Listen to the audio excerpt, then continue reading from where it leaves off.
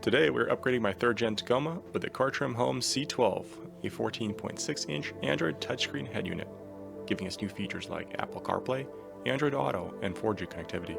The higher end model, such as this, comes with a front camera and a built-in dashcam app, which also allows for a quick view of the front and rear cameras at any time.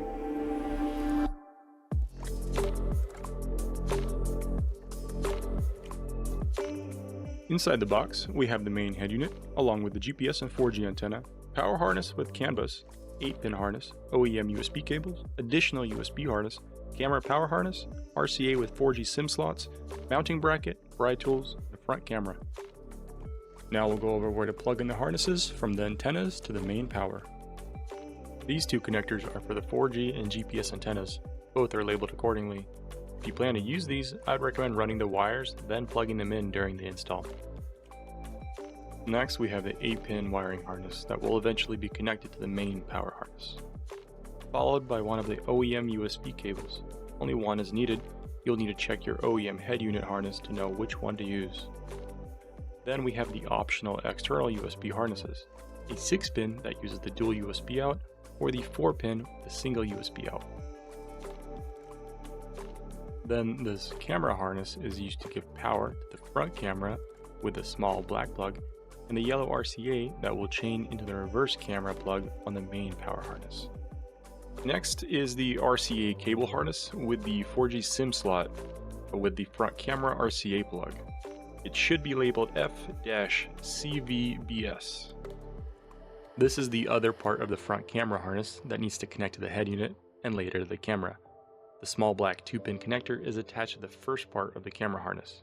The yellow RCA plug will attach to the other yellow RCA connector labeled F-CVBS, which is located on the RCA harness with the 4G SIM card holder.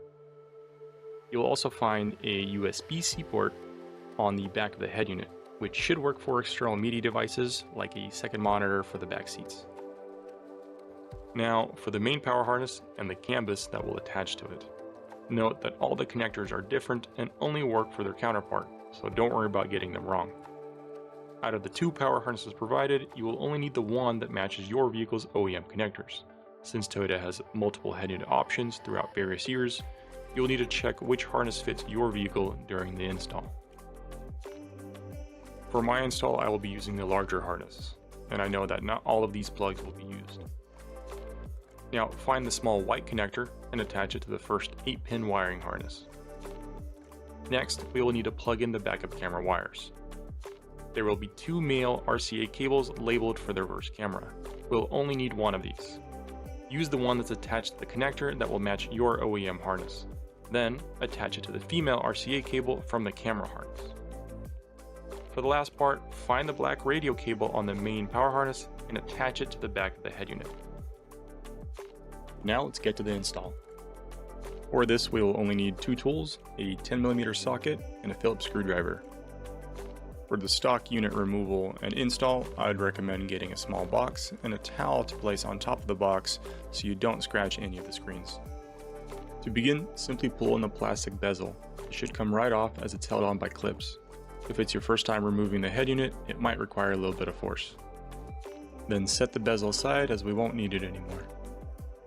Then use the 10mm socket to remove the 4 bolts holding in the head unit.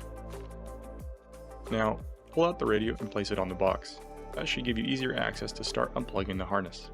Mine will look a little bit different as I'm currently running another aftermarket head unit along with a custom harness for my sound system, but all the connections are the same.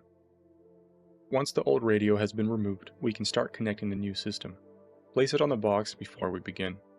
Behind the screen, remove the small black tabs while we have easier access. Then install the supplied metal bracket with the 2 10mm bolts. Only 2 are used, and the remaining will not be needed. We can now connect the wiring harness. I start with the radio and GPS antenna connections once the antennas have been mounted to the corner of the windshield and the wires have been ran back to the dash. You can also zip tie some of the excess wiring to have less of a rat's nest while connecting the harness. Some OEM wires will not be needed and can be tucked back into the dash. I also pre-ran the wiring for the optional dual USB harness. I chose to place it at the bottom of the dash near my foot, tucked away behind the plastics for an out-of-the-way connection point. Next is the front camera harness for the included camera if you went with the 12 by 256 GB model. Connect it to the wiring harness that leads to the front camera, then connect the RCA plug if you haven't or they came undone. Then we need to connect the OEM USB harness. Since there are two different types included, only one of them is needed based on the connection coming from the truck. Now just complete plugging in all the remaining wire harnesses. Remember that they all use different plugs and you can't get them wrong.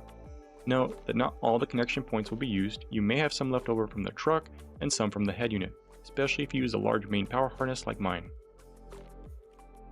Once everything is done, I'd recommend going through all the harnesses and make sure everything is fully connected before placing the head unit into place.